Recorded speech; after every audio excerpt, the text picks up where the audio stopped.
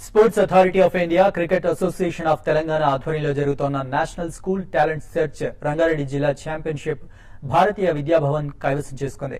ఆసక్తికరంగా సాగిన ఫైనల్లో రాజేంద్రనగర్ భారతీయ విద్యాభవన్ స్కూల్ 8 వికెట్ల తేడాతో డిఏవి స్కూల్ పై విజయం సాధించింది. విజేతలకు sports authority of Telangana MD Dinakar Babu బహుమతులు అందజేశారు.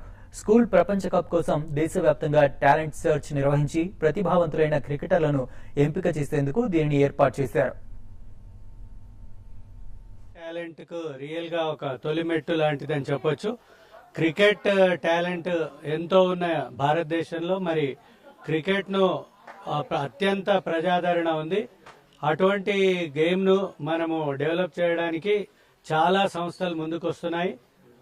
మరి ఇది నేషనల్ టాలెంట్ సర్చ్ అండర్ 15 చేయడం వల్ల మరి ఇక్కడి నుంచే మళ్ళీ తర్వాత వేరియస్ స్టేజెస్ లో డిస్ట్రిక్ట్ సెలెక్షన్స్ అయిన తర్వాత మరి మొత్తం టీమే తెలంగాణ స్టేట్ టీం తయారవుతుంది. దాన్ని మళ్ళీ మనము నేషనల్ లెవెల్ ప్లేయర్స్ కూడా ఇక్కడి నుంచే ఉంటారు అని చెప్పి నేను నమ్ముతున్నాను. మరి వీళ్ళ టాలెంట్ ని అందరినీ కూడా మనం హార్నెస్ చేసి వారికి ప్రోత్సాహం తప్పకుండా మన స్పోర్ట్స్ అథారిటీ ఆఫ్ తెలంగాణ నుండి, స్పోర్ట్స్ అథారిటీ ఆఫ్ ఇండియా నుండి ఇవ్వడానికి మేము సిద్ధంగా ఉన్నామని చెప్పి తెలియజేస్తున్నాం.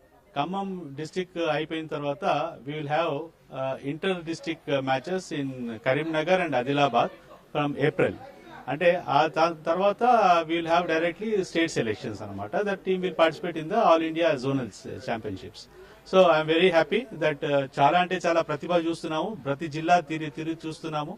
చాలా అంటే చాలా రూరల్ టాలెంట్ నుంచి బయటికి తీసుకురాగలిగినాము ఈ ప్రాజెక్ట్ ద్వారా మేము. And I'm really happy that Telangana Under 15 team will definitely play for the country in the coming days. Thank you. Minus point ఉందని క్లియర్ గా చెప్పడం జరుగుతుంది. అండ్ డిస్ట్రిక్ట్ లో కూడా ఫండ్స్ చాలా ఇవ్వడం జరుగుతుంది. 20 lakhs ఎవ్రీ డిస్ట్రిక్ట్ ఇస్తున్నాం. అయినా అక్కడ కరెక్ట్ గా క్రికెటర్స్ ప్రమోట్ చేయలేకపోతున్నారు. కాబట్టి దీన్ని మనం ఇంకా ముందు కూడా క్యాట్ ద్వారా కూడా మేము ప్రయత్నం చేసి డిస్ట్రిక్ట్లలో మంచి డెవలప్మెంట్ చేయాలనే ఉద్దేశంతో మేము హైదరాబాద్ క్రికెట్ అసోసియేషన్ డిమాండ్ చేస్తాం.